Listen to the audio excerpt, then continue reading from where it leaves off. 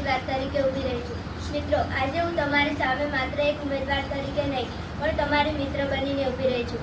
બાળ સંસદની ચૂંટણીની મંત્રી બનવું એ એક કોઈ મોટું પદ નથી, પરંતુ શાળાને સુંદર, શિસ્તબદ્ધ અને પ્રગતિશીલ બનાવવાની એક મોટી જવાબદારી છે। જો હું મંત્રી બનીશ તો હું શાળાના દરેક કામમાં ભાગીદાર બનીશ। જો નાના બાળકોને જમ્યા બાદ થાળી ધોતા ન આવડતું હોય તો તેને થાળી ધોતા શીખવીશ। રિસેસ સમયે શાળાના દરેક બાળકો હાથ બાંધીને લાઇનમાં બહાર નીકળે છે તેનું પણ ધ્યાન રાખીશ। શાળામાં દરેક વિદ્યાર્થી સારી રીતે તૈયાર થઈને આવે છે, નખ કાપીને આવે છે, શાળાનો ડ્રેસ પહેરીને આવે છે, તેની પણ જવાબદારી લઈશ।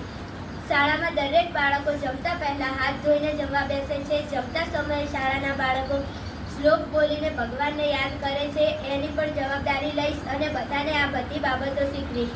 શાળાના દરેક બાળકોને હું મદદ કરીશ। જો શાળામાં કોઈ પણ ગમે તે પ્રસંગ, ઉત્સવ ઉજવવાનો હોય તો તેના કામમાં હું પૂરી રીતે ભાગીદારી આપીશ।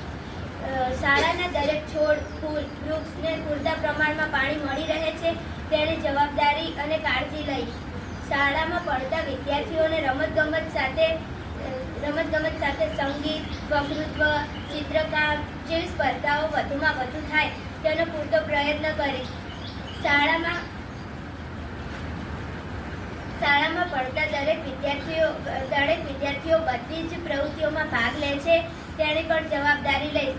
શાળામાં ભણતા દરેક વિદ્યાર્થીઓ નિયમિત શાળાએ આવે, નિયમિત શાળા તૈયાર થઈને આવે એનું પણ ધ્યાન રાખીશ। શાળામાં બાળકો સારી રીતે રહે છે, હળીમળીને રહે છે, કોઈ સાથે ઝઘડતા નથી તેનું પણ ધ્યાન રાખીશ। પ્રાર્થના સમિતિ, આરોગ્ય સમિતિ એ બધી પણ ધ્યાન રાખીશ। રમતગમતના સાધનો બાળકો સારી રીતે રમીને સારી જગ્યા મૂકે છે તેનું પૂરી કાળજી રાખીશ। બધા બાળકો હળીમળીને રહે અને બધા બાળકો આદર્શ વિદ્યાર્થી બને તેવું હું વાતાવરણ ઊભું કરીશ। એટલે તમે મને તમારો કિંમતી વોટ આપીને